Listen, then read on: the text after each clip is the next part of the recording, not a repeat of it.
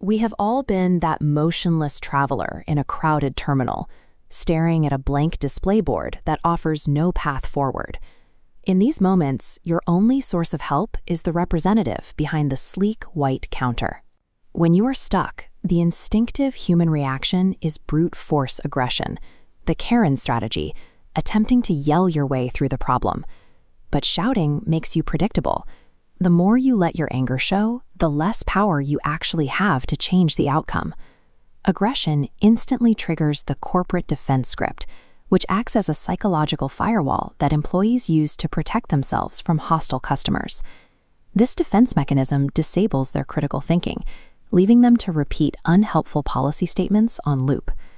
To get what you want, you have to stop hammering at the firewall and instead start identifying the internal logic of the system. Viewing this high-stress encounter as an intellectual puzzle provides the exact mental distance needed to bypass the representative's initial refusal. The interaction usually stalls the moment the representative delivers the standard Stonewall phrase, "We don't have any upgrades available." Intrigued, this is the point where you deploy mirroring, an FBI negotiation tactic designed to disrupt the target's conversational rhythm.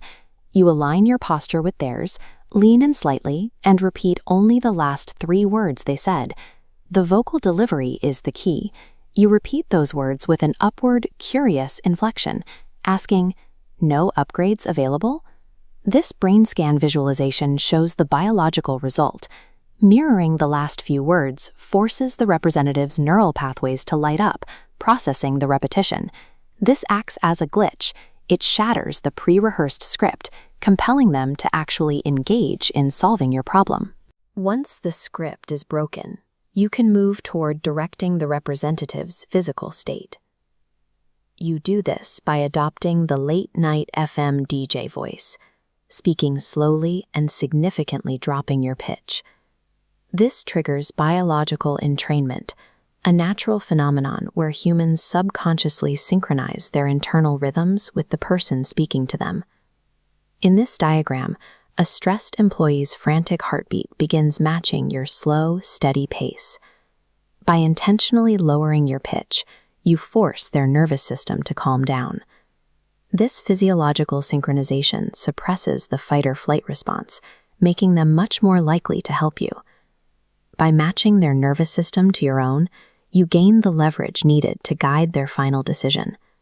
With the mental block cleared and their heart rate steady, the representative is finally able to find an off-script solution to your problem.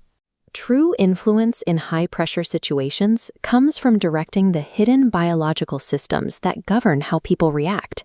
Influence is a series of quiet, calculated adjustments that outperform the theater of a loud confrontation. Turning a person's own biology against their corporate programming transforms standard rejections into workable compromises. The next time you face a high-stress social obstacle, don't raise your voice. Use the mirror glitch. Slow your speech. Conventional wisdom suggests that every negotiation has a single finish line, getting the other person to say yes. But pushing for agreement creates immediate friction. To the listener, yes carries the weight of a future obligation, an invisible tether that triggers an instinctive desire to retreat.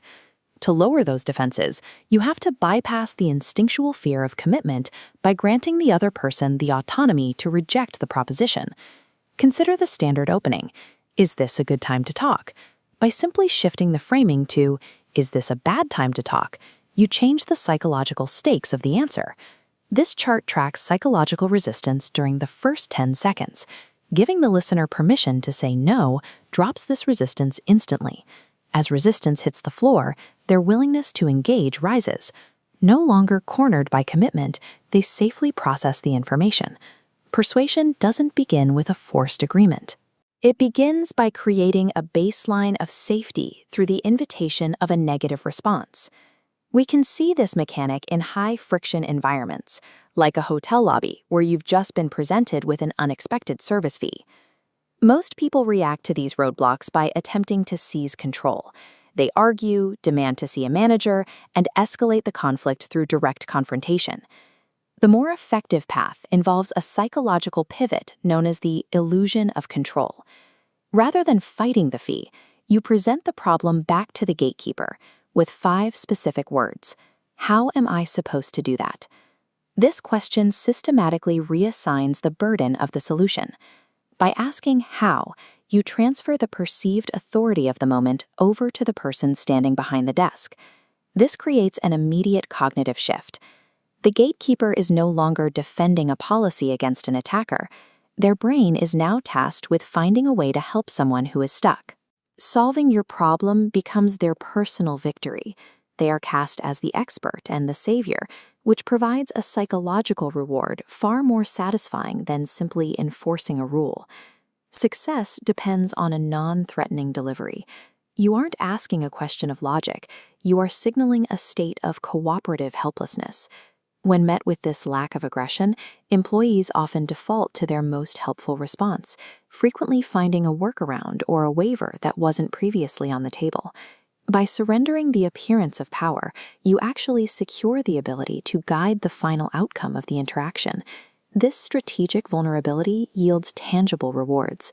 A situation that began as a financial roadblock ends with a waived fee and a higher tier of service. Using these linguistic pivots consistently changes the way you interact with complex systems and institutional friction. Influence stops being a series of loud, high-energy collisions. It becomes a process of understanding the underlying mechanics of human cooperation.